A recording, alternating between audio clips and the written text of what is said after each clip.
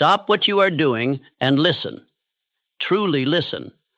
For if you miss what I am about to reveal, you may walk through the remainder of your life as a beggar when you were born to command. The difference between the man who bends the world to his will and the man who is bent by it is not luck, is not talent. It is the way he thinks. And more precisely, it is how he believes. I am not here to inspire you. I am not here to entertain you. I am here to awaken you. You have within you the power to call forth riches, position, greatness, and command over your conditions. But only if you first seize control over the thing that controls everything else, your mind. This speech will not merely speak to your ears, it will instruct your spirit. If you will allow me to guide you, you shall come to know that the invisible laws that govern success are not hiding from you. They are awaiting your belief, your obedience, your decision. I urge you, do not skip, do not drift, do not wander away.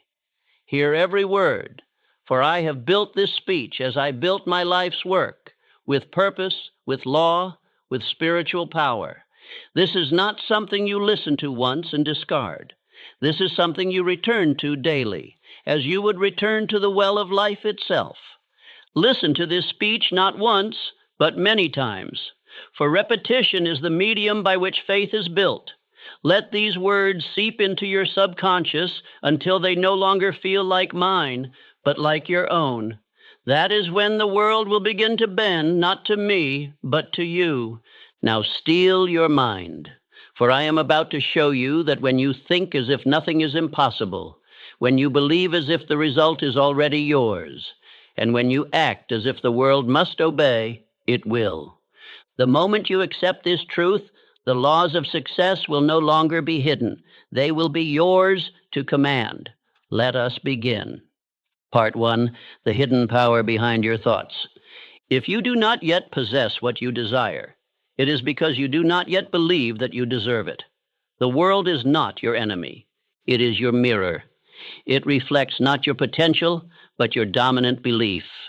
If you carry in your mind doubt, hesitation, or fear, the world will return to you conditions shaped by those very states of mind.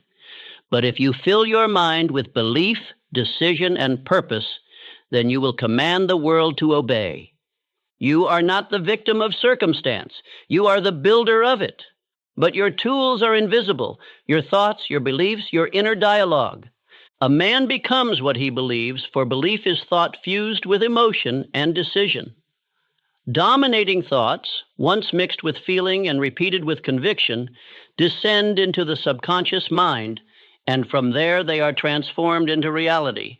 That is not philosophy, that is law. There is no magic in this. There is no mystery. The great secret of all successful men is that they chose their thoughts with intention. They backed them with faith, and they held to them with persistence. They did not leave belief to chance. They made belief a discipline. When I tell you that the world bends to the man who acts as if nothing is impossible, I do not mean fantasy. I mean accurate thinking applied to definite purpose through the law of belief. You may work 12 hours a day. You may toil and struggle and sacrifice. But if your thoughts are vague, if your belief is weak, then your results will betray you. For the subconscious does not respond to effort. It responds to conviction. It responds to what you believe is already yours. That is why belief, when backed by definiteness, is more powerful than work alone. Work without belief is wasted energy. Belief without action is mere daydream, but belief fused with decision is power. There is a vast difference between a man who wishes and a man who believes. The one hopes vaguely, the other knows with certainty. The one waits for permission, the other acts without it. The one looks to the world for proof before he commits. The other commits and makes the world yield proof. The world does not reward the man who waits. It rewards the man who declares. Wishing is weakness, but belief supported by decision is irresistible force. And so I give you this truth. I am the master of my belief. What I believe with emotion and act upon with decision becomes real. Say it aloud, not once, but every morning, every night, until your mind no longer questions, until your speech and your posture and your action all declare it without hesitation. Speak it until the doubt is gone. Speak it until you become what you speak. The tongue is the steering wheel of the subconscious, and belief is the engine. If you hesitate, the world hesitates. If you believe, it obeys. That is the strange and perfect symmetry of life. You do not need to chase success. You need only to chase certainty. When your inner belief becomes definite, your outer world becomes obedient. Men do not win by chance. They win by internal cause. And that cause is always, without exception, a belief they refuse to question. You must now dismantle the resistance within you. Every excuse, every hesitation, every fear that says it may not work for me is a lie you accepted from the world. You were not born with that doubt. It was given to you by voices who gave up on their own power. Now is the hour to reject it. Tear it from your mind as you would tear weeds from your garden. Replace every mental hesitation with this phrase: "It is mine because I have decided." Some will tell you that acting as if is self-deception. They are mistaken. To act as if nothing is impossible is not fantasy. It is spiritual law. The Creator did not give you imagination so you could pretend. He gave you imagination so you could preview the future before it arrives. And belief makes the future arrive. Act as if the wealth is yours, and it will begin to assemble itself. Act as if the position is yours, and your mind will gather the means to achieve it. There is a spiritual principle at work here, one not taught in schools or whispered in the corridors of average thinking.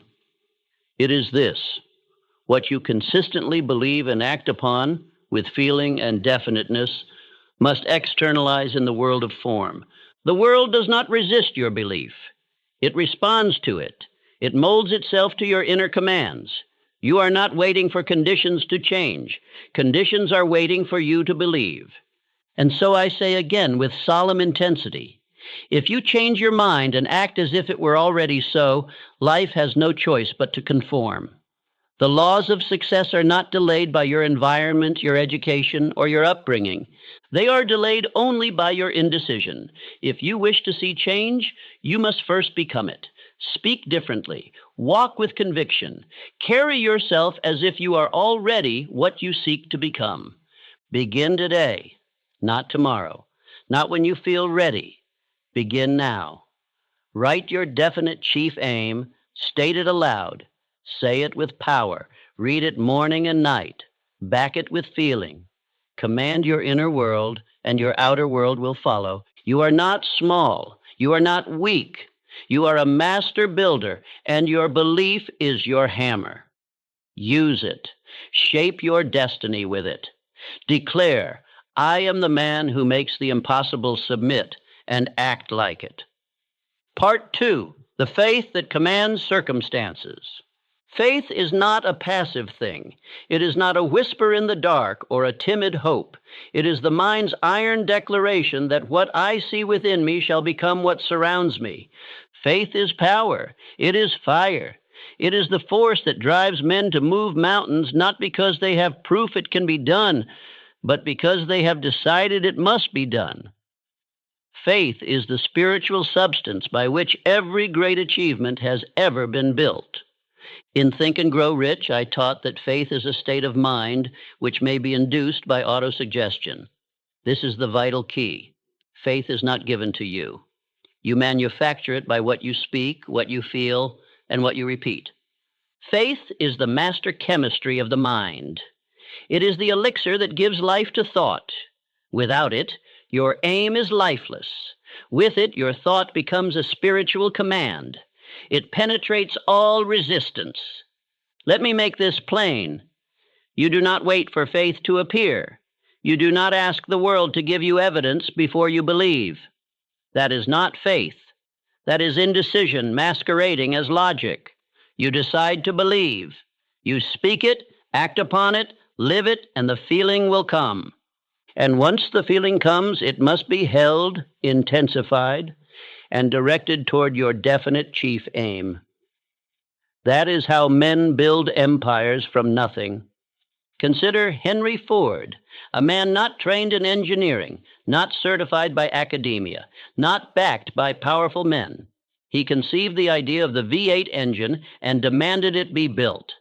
His own engineers told him it was impossible. He told them, build it anyway. For months they returned with failure. And he said again, produce it. Why? Because he had faith. He saw it first in his mind. He believed it without apology. And the world obeyed his conviction. You must understand, the world bent to Ford because Ford never bent his belief. He did not compromise with doubt. He did not negotiate with logic. He issued a command from within and held to it without retreat. That is faith, not in others, not in systems, but in the power of thought, backed by decision. Ford did not wonder if the engine could be built. He acted as if it had already been done, and so it was. The power of acting as if is not play acting. It is preparation. It is spiritual law. When you move as the man who already possesses the goal, you train your subconscious to reject all that contradicts it. You are not pretending. You are programming. You are forming within your inner world a belief so strong, so consistent, so emotional, that your entire being begins to align with it. This is how you command circumstances. Let no one tell you faith is idle. Faith works harder than fear ever could, but it does not toil in the dark. It moves with vision. Faith sees the invisible. It speaks of the unseen. It walks into tomorrow fully clothed in today's confidence. The man who walks in faith does not require applause, proof, or reassurance. He acts from inner law, and the universe obeys him because he obeys his aim. I walk in faith, speak in faith, act in faith. The invisible shall become visible because I have decided it must. The tragedy of most men is not that they aim too high and miss, but that they never aim at all. They wait for signs, for guarantees, for applause from others before they commit. But the man who possesses faith has already committed internally, and therefore has no need for external consent. He acts with conviction, because he knows the world does not shape belief. Belief shapes the world. I repeat, faith is belief fused with emotion and fixed upon a definite chief aim. It is built by repetition. It is strengthened by decision. And it is proven by the fruits it produces. Show me a man of great faith, and I will show you a man of results. For faith is not invisible to the world. It leaves evidence. It leaves monuments. It leaves wealth. It leaves influence. These are not the source of faith. They are its result. You must now examine yourself. Do you speak your aim with belief, or do you whisper it with hesitation? Do you carry yourself as the man who knows his success is certain, or as one who only wishes it might come true? Remember, your outer world will not exceed your inner confidence. If you doubt, you delay. If you believe, you accelerate. Speak what you intend to receive. Speak it until your voice echoes in the walls of your own subconscious. Faith must also be guarded. It is fragile in the beginning. It must be protected from the criticisms of the faithless, the sarcasm of the mediocre, the doubts of the drifting. You must not share your vision with those who are blind to it. Walk alone if you must, but walk in belief. Speak your affirmations in private if the world mocks them, but speak them. Feel them. Build your castle in thought and hold it there until stone begins to appear in the material world. Let me tell you something sacred. You will never possess what you are afraid to claim. If you fear to speak it, you will never build it. If you hesitate to believe it, you will never achieve it. The rich man once said, "To him that hath, more shall be given." But I say to you, the man who believes he has, even before the proof appears, shall receive that which others said was impossible. Now take up your definite chief aim once more. Read it aloud. Close your eyes and see it. Feel it in your hands. Walk through the corridors of your mind and sit at the table of your vision. Greet your future self. Shake his hand, hear his voice. Act as if it is already done, and it shall be done. Part 3. Nothing is impossible to the mind that believes. There is no such thing as impossible to the mind that believes. Impossibility is not a condition of the world. It is a confession of the man who has given up dominion over his own thoughts. When a man says, "It cannot be done," what he truly means is, "I do not believe I can do it." And because belief is the gatekeeper to action, that man never begins, never builds, never breaks through. He is defeated in the silence of his own thought. The world is not shaped by real limits. It is shaped by the limits that men accept. And these are not laws. They are lies, inherited from the failures of other men who pass their doubts forward as if they were truth. But I say to you, the mind of man, when fixed upon a definite object and backed by faith, must bring forth that which it conceives. For there is no idea that cannot be done. There are only men who doubt it. Understand the power of your own subconscious mind. It has no sense of humor. It does not mock you when you speak of greatness. It does not question whether your goals are too large. It does not evaluate logic. It simply accepts what you give it. If you feed it repetition, backed by emotion, it obeys. Whether that repetition is belief or fear, courage or doubt, wealth or poverty, it accepts, and it begins to create accordingly. Let me give you the story of a man whose belief banished impossibility. Thomas Edison. The man who lit the world did not discover the electric lamp because he was the most educated. He was not the wealthiest. He did not possess a blueprint handed to him by fate. Number. He possessed one thing, and it was enough: a burning desire and an absolute belief that the light existed and must be brought forth. For 10,000 attempts, he met failure, yet he never accepted defeat. Do you understand the gravity of that? 10,000 trials, 10,000 obstacles, and never once did Edison accept the word impossible. He said, "I have not failed. I have found 10,000 ways that will not work." And with each so-called failure, his belief only deepened. He acted as if the light was already his, and so his mind found a way to make it real. This is not luck. This is not fate. This is spiritual law in motion. You may not be an inventor, but the principle is the same. If you hold your aim with the same intensity that Edison held his, and you believe in its arrival before the world sees it, the world will have no choice but to shape itself around your vision. You do not need 10 talents. You need one belief. And that belief, when fused with persistence, will bend the world to your plan. Let this affirmation now become your command. I command the impossible to submit. I speak what is to be, and I act until it is so. Say it with fire. Say it with vision. Say it until your actions become bold, your speech becomes certain, and your eyes begin to look only forward. There is no mountain that can resist the man who refuses to retreat. You must make up your mind that you are done negotiating with impossibility. Now I must warn you, there are thieves of this power. They do not wear masks. They do not break into your home. They break into your thoughts. They come in the form of the 6 ghosts of fear. If you are to walk in power, you must know their names, and you must reject them daily.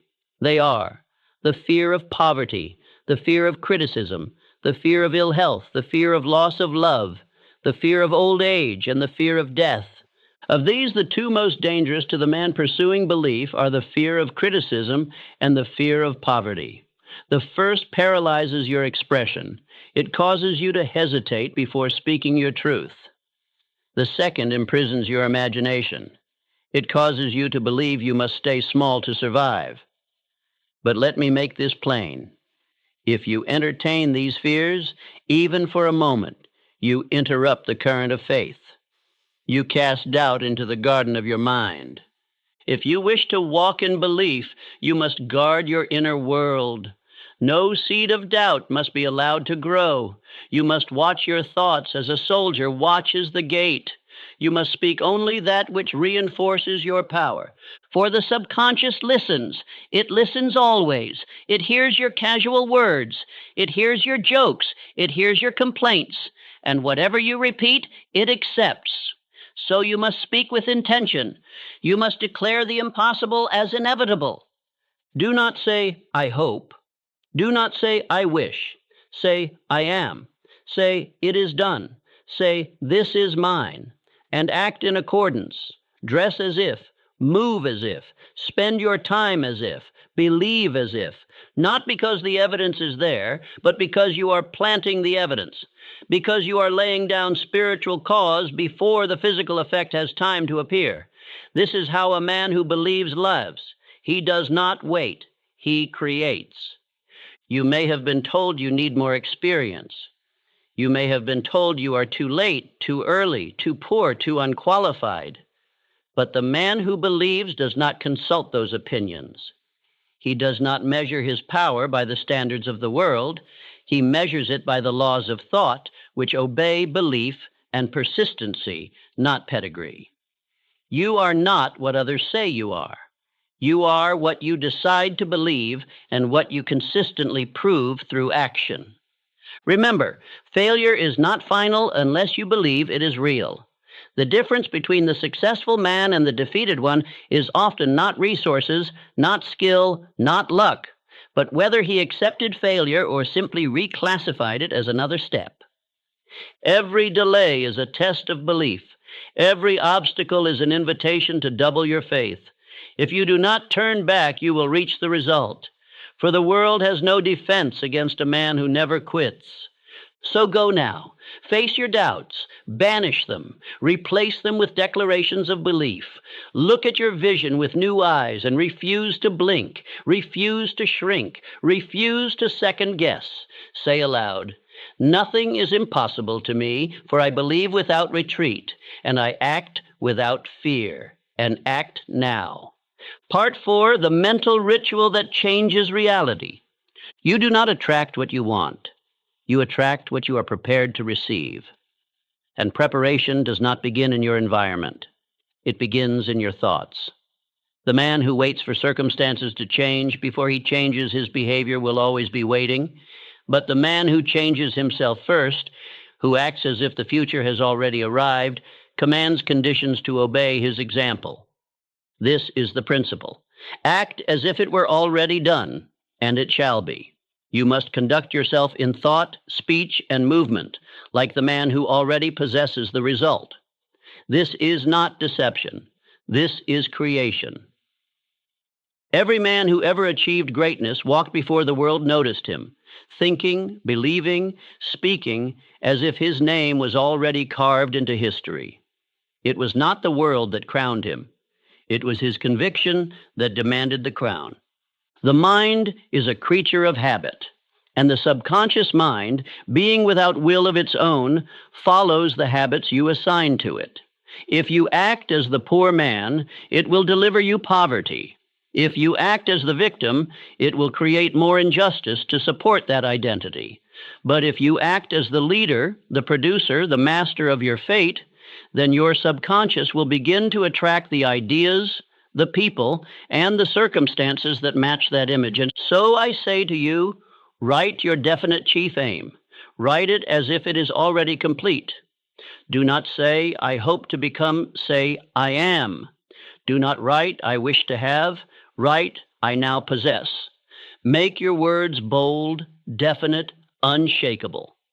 Then take that statement and read it aloud twice each day, once in the morning, once in the evening. Read it with emotion, read it with vision, read it until you believe it, and then read it more. You must see yourself already in possession of the result.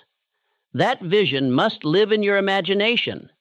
Not once, not when you feel inspired, but as a daily mental ritual. This is the act of training your subconscious to accept a new identity. Your old self, the one filled with doubt and delay, must be evicted. And your new self, the one who commands the impossible, must be invited in with every repetition of belief. Now understand, this ritual is not merely about reading words. It is about becoming the man described in those words. You must walk into your day as that man. You must speak to others with his posture. You must carry his tone, his rhythm, his spirit. When you speak of your aim, do so as if you are unveiling it. not requesting permission for it to exist. Act as if the ink on your destiny has already dried. Let me give you a living example. Andrew Carnegie. He did not build steel by force. He built it by belief. He did not wait for others to prove themselves before treating them as leaders. He treated every associate as if they were already great men. And by doing so, they rose to match the image he held of them. This is the silent law. When you act as if something is true long enough, it must become true. The ritual of morning and evening suggestion is no idle superstition. It is the furnace in which identity is reforged. If you rise each morning and immediately read your aim aloud with clarity and feeling, you set the tone for your day. If you speak it each night before retiring, you hand your subconscious a command to work upon while you sleep. Over time, this rhythm becomes your inner music, and it will override all previous noise. Now let us make this declaration. I conduct myself in thought, speech, and action as if I already possess the result I seek. Say it with finality. Do not whisper it. Own it. For what you declare repeatedly becomes law in the land of the subconscious. And once that law is written, the machinery of your mind begins to move in its service. Ideas emerge, energy increases, coincidences appear. Why? Because you have changed your vibration of identity. And let me be clear, this transformation does not require the approval of others. You do not need applause to act as if you are powerful. You do not need titles to behave with authority. You do not need wealth to speak like a builder of fortunes. These things come after the behavior, not before. Your actions must lead. Your emotions must follow. And the world must then respond. Let us speak of behavior.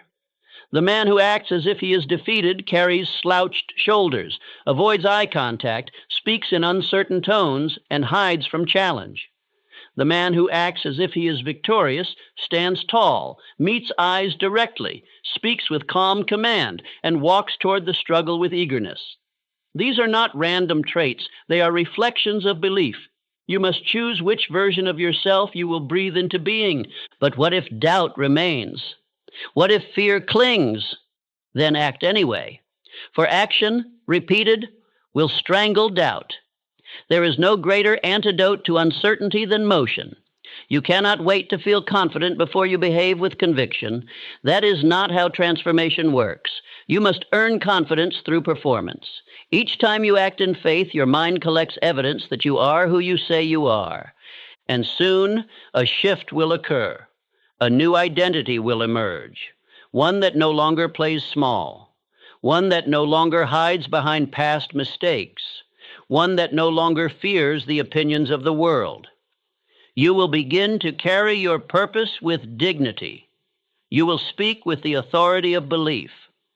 And the world will begin to treat you differently, not because it changed, but because you did. You are not here to impress others. You are here to express the full potential of the man within, and that man is waiting. He does not require more information. He requires repetition. He requires discipline. He requires a ritual of thought, of speech, of posture. And through that ritual, he will rise. Now I say again, write your aim. Speak it aloud, twice daily, with emotion, with vision, with certainty. Act as if it is already yours. Conduct yourself in the image of the man who has already received it. This is not fiction. This is the formula. Thousands have used it. You shall now be counted among them. Part 5. What the subconscious obeys. There is but one thing over which you have absolute control, and that is your own mind. This truth is the cornerstone of all achievement. You may not control others. You may not control the tides of the economy or the decisions of men, but you control your thoughts, and by mastering that internal dominion, you come to influence all that is external. All else in your life will follow the pattern of your belief. Your subconscious mind is the silent builder of your circumstances. It is the unseen hand shaping your conditions, but it is not creative on its own.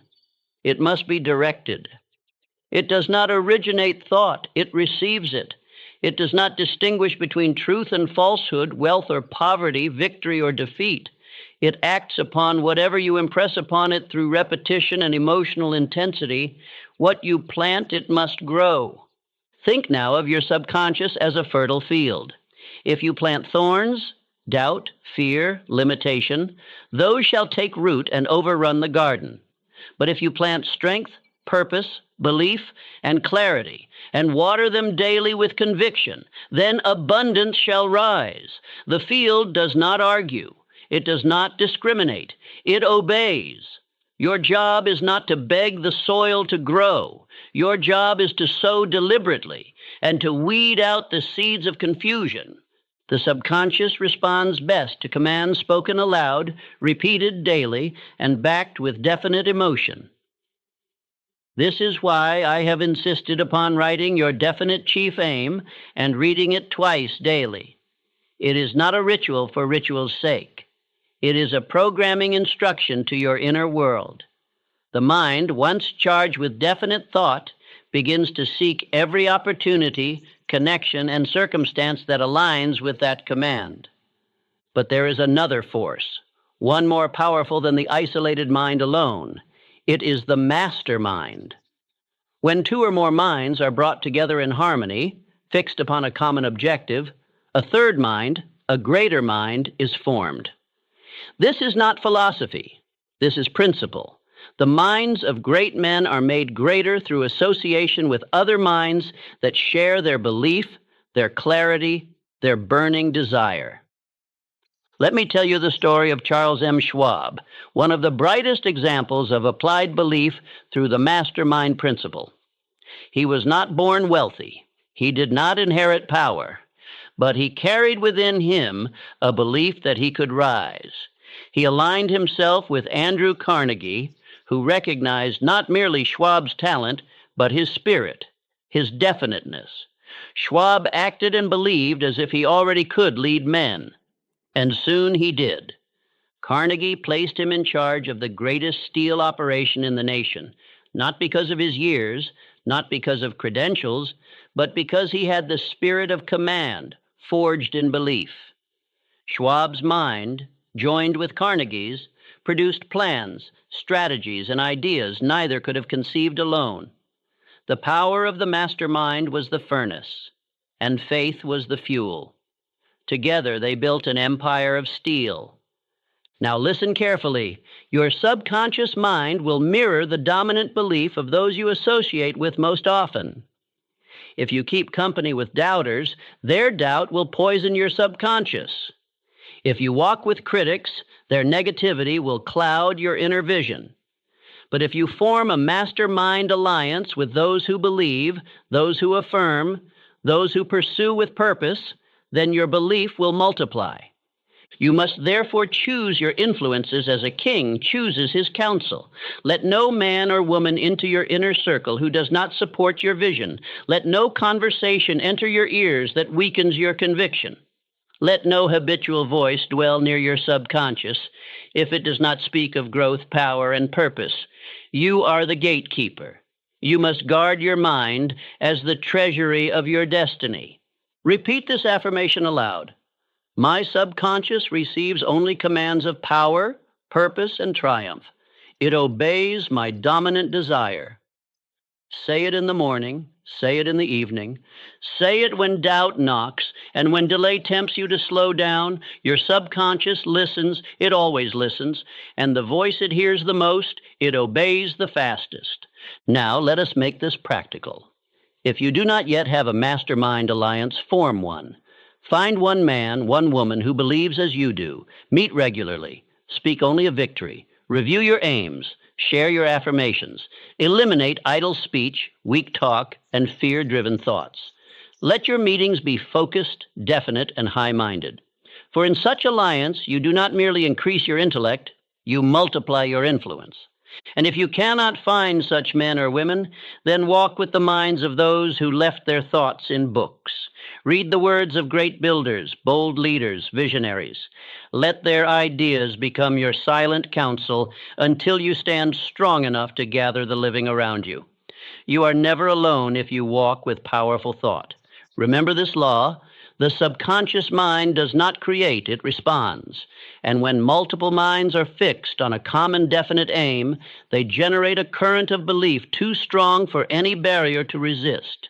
If your aim is strong, your faith fixed, your alliance harmonious, then the world must yield. You must now cleanse your inner world of contradiction. There must be no division between your desire and your conversation, no gap between your goal and your posture. The subconscious cannot carry out double-mindedness. It will delay when it senses doubt.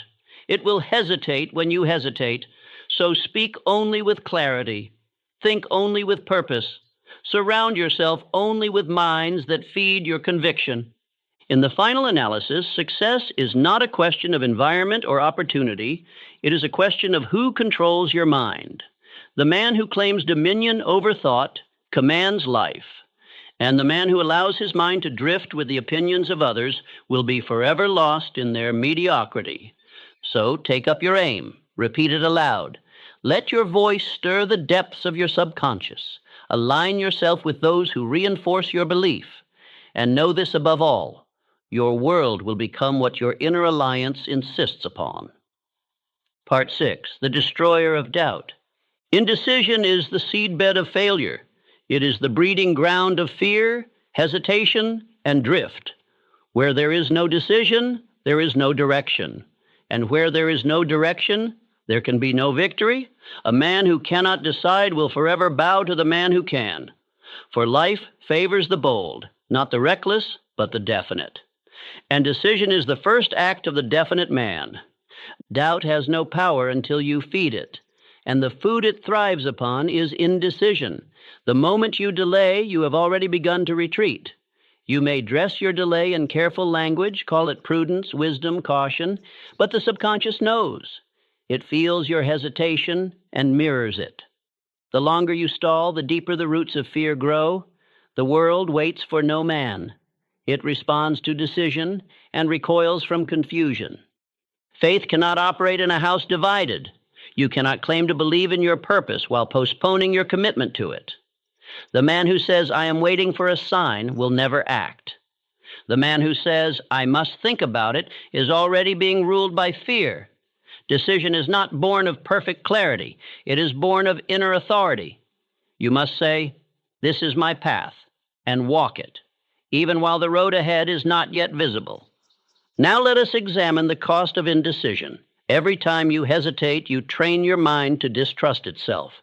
The subconscious, being always obedient, watches your delay and begins to believe you are not serious.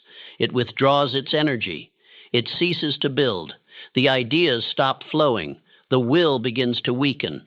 And soon the window of opportunity that once stood open has closed. Not by fate, but by your own indecision. Contrast this with the power of decision.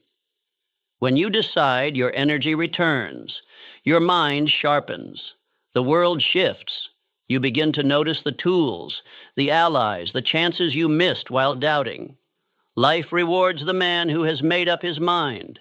For nature herself does not permit waste, and no greater waste exists than a mind divided against itself.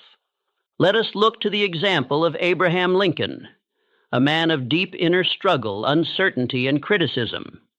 In his youth, he knew the pain of ridicule, the sting of failure, the burden of loneliness. But amidst all this, he made a quiet decision. He would leave a mark upon the world. That decision, once made, governed his every step. He was not perfect. He did not always see the way clearly, but he had decided, and that decision gave birth to one of the greatest destinies in history. It was not Lincoln's eloquence alone that gave him power. It was his moral conviction, his inner decision that right must be done, and that he would bear the weight of doing it. When others doubted, he remained fixed. When the Union trembled, he stood steady. Decision makes a man immovable, not because the winds do not blow, but because he is rooted in belief. This is your call now. You must cease wandering between possibilities. Choose your aim. Fix it. Commit. You do not need perfect plans before you begin. You need only the will to begin. The plans will unfold as you move. The doors will open as you walk, but the world will not kneel to the man who has not stood for himself. Let this be your affirmation. I decide. I act. I believe. I do not waver. And the world follows the man who does not flinch. Speak it when you feel unsure. Speak it when fear whispers. Speak it until your heart believes it and your steps embody it. There is a power in the man who has made up his mind, and that power calls forth everything required to fulfill the decision. I remind you, the greatest enemy of progress is not failure, it is doubt.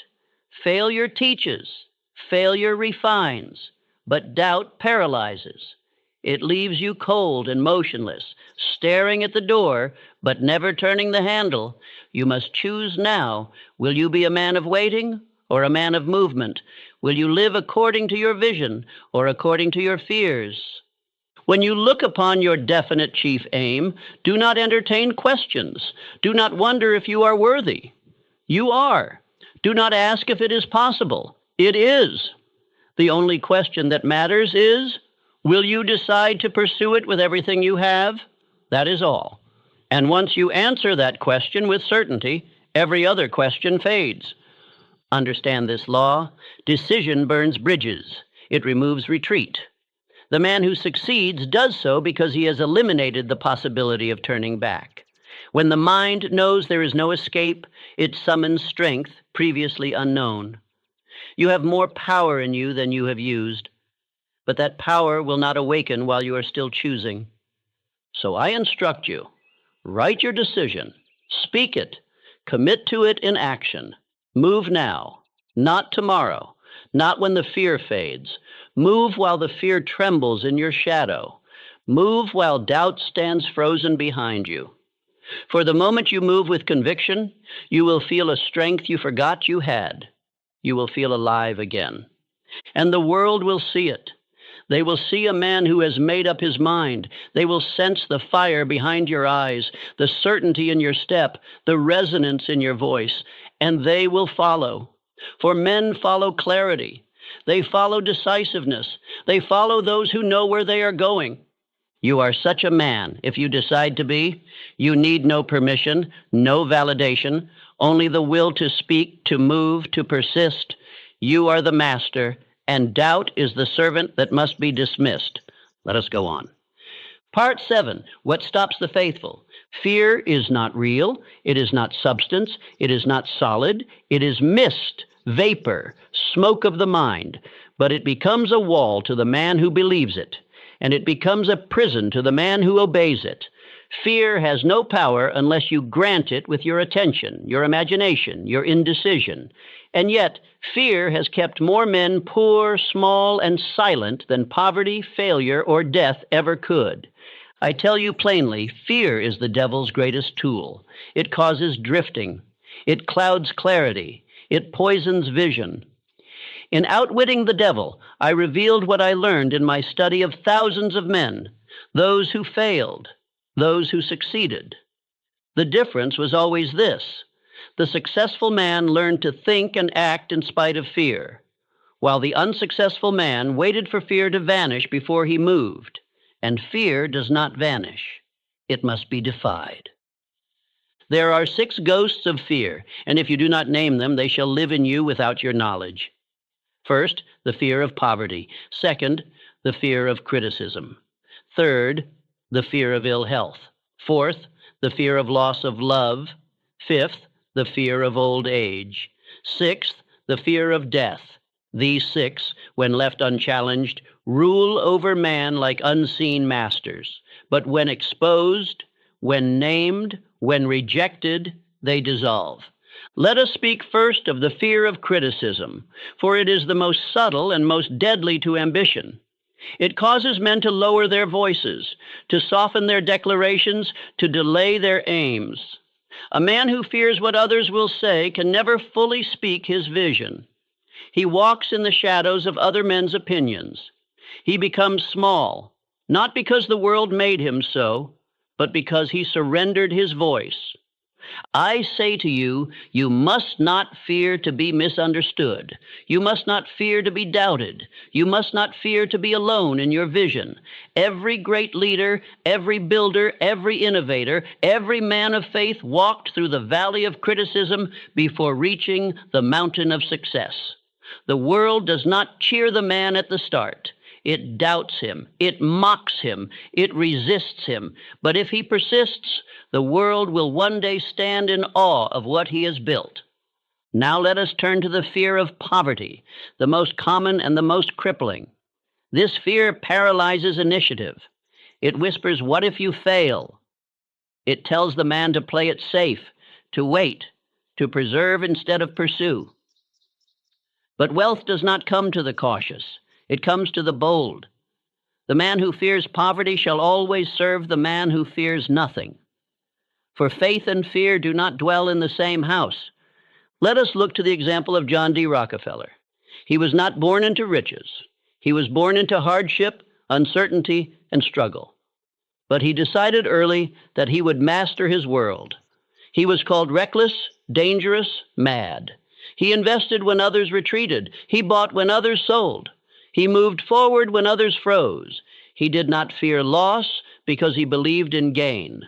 And the world, once confused by his conviction, came to admire it. You must train yourself to move in the face of fear. You must feel it rise and act anyway. You must hear its voice and speak louder. Fear is not your master unless you kneel to it. But when you stand, when you move, when you refuse to bow, fear has no choice but to flee. It cannot hold its ground against faith in motion. Action is the fire that burns fear away. Let us now make this declaration together. I do not shrink.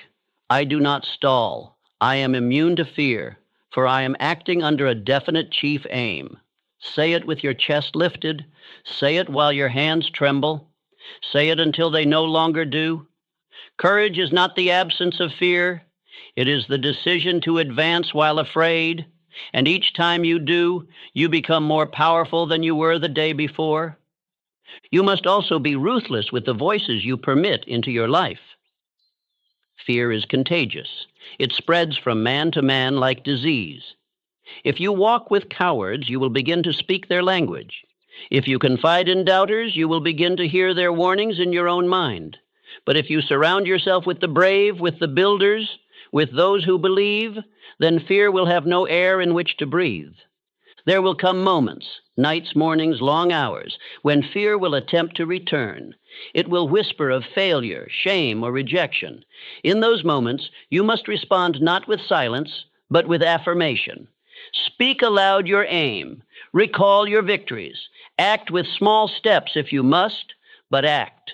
Do not sit still, for fear thrives in stillness, but it flees from motion. You must now decide who rules your house, the voice of fear or the voice of faith. You cannot serve both. One must be exiled. One must be dethroned. And this is done not once, but daily. Every day is a battlefield. Every thought a weapon. And if you do not command your mind, something else will. Do not let fear rob you of your inheritance. You were born with the power to believe. You were born with the ability to decide. You were born with the right to act. These are divine gifts. Use them. And when fear returns, remind it. I have chosen to walk in faith. I have chosen to move forward. I have chosen to live by purpose, not by panic. You are not alone in this. Every man who ever triumphed stood in your place. They all felt the cold breath of fear, but they walked anyway. They believed anyway. And by doing so, they became the giants of their time. You are not different. You are not smaller. You are simply waiting for your own command. Give it now. Declare, I walk in power. I walk in clarity. I walk through fear and leave it behind me. And begin again. Begin strong. Begin without apology. Begin with decision. Let us proceed. Part 8. Speak and walk as the person you demand to become. Your thoughts are commands. Your words are blueprints. Your movements are decrees. Every act of speech, posture, and action sends a signal, not only to the world, but to your own subconscious, affirming who you are becoming. And that identity, once planted, must bear fruit. The world does not respond to what you want. It responds to who you are being. So I ask you now, who are you commanding yourself to become? If you still speak as the man who doubts, the man who delays, the man who waits for permission, then no matter what goals you write, your life will mirror that identity. But if you now speak with certainty, walk with authority, and carry the bearing of one who already possesses the outcome, then life begins to conform to the shape of your belief. Identity is not discovered. It is declared and repeated into existence. Every morning you rise, you are given the opportunity to assume the role, not the role of who you were yesterday, but the role of who you are deciding to be. You must now speak only the language of the man who has achieved. You must move like him, think like him, rise like him, and work like him. The inner becomes the outer. The imagined becomes the manifested. The assumed becomes the actual. There is a law for this. I called it cosmic habit force. It is the unseen power that takes repeated thoughts and actions and molds them into habits, into destiny. The man who acts as if he is powerful, even when he is uncertain, begins to become powerful. Not because he fakes strength, but because he practices it into permanence. This law does not discriminate. It works for weakness or for strength. Your rituals decide which. This is why you must no longer wait for circumstances to confirm your identity. You must lead them. Speak not as a man who is trying. Speak as a man who has arrived. Do not say, I will become. Say, I am. Do not ask for permission. Give yourself the order. For your subconscious does not question. It obeys. And when you begin to speak, walk, and move as your future self, your mind cannot distinguish the difference, so it builds accordingly. Let me show you an example of this principle in action. Woodrow Wilson, a man once hidden in the shadows of academia, unknown to the world stage. But within him burned a vision, not of who he was, but of who he must become. He began to act, to speak, and to lead as though he were destined for the highest post in the land. And though he began in obscurity, his identity governed his journey. He became president not because he was chosen, but because he chose himself first. This is your great lesson. The world believes in the man who first believes in himself. When you carry yourself with the gravity of purpose, the steadiness of decision, and the bearing of certainty, others will begin to adjust to your presence. Doors will open. Eyes will turn. Opportunities will appear. But these are not causes, they are effects. The cause is always identity. The cause is always belief acted upon. So I say to you now, write your identity. As you would write your chief aim, write the traits, the conduct, the spirit of the man you are becoming. Describe his speech, his courage, his self-control, his decisiveness, and begin without delay to embody him today, in small steps, in large declarations, in silent practices. And let that new version of you become so familiar that the old self fades into history. Repeat this final affirmation. I am what I have decided to become. I act as if nothing is impossible, because nothing is when I believe. Say it until your voice carries it with ease. Say it until your shoulders rise with strength. Say it until your habits begin to match your words. For the world will not believe it until you do. But once you do, there is no force that can deny you. You are not what others think you are. You are not your past failures. You are not your doubts. You are not your setbacks. You are a being of thought, faith, and will. You are capable of transforming your world by transforming your identity. And you do so not by waiting, but by deciding, by repeating, by acting every hour, every day. The voice you now use must be firm. The steps you now take must be certain. The choices you now make must be final. For the law does not respond to wishful men. It responds to those who walk in belief. If you would be followed, lead. If you would receive, give. If you would become, declare it, and move. There is no future reward without present identity. There is no crown without bearing the weight first in silence. But once you do, the shift begins. You will speak, and others will listen. You will act, and results will follow. You will command, and life will respond. Not because it is owed to you, but because you earned it in thought, word, and action. And so we close with power. Begin this very day. Assume the identity. Read your aim. Speak your affirmations. Act without doubt. Reject fear. Step into the role, and never again remove the crown from your head. This world will bend, not to the loudest, not to the richest, not to the fastest, but to the most believing. Let that be you. Let that be the man you are, now and forever.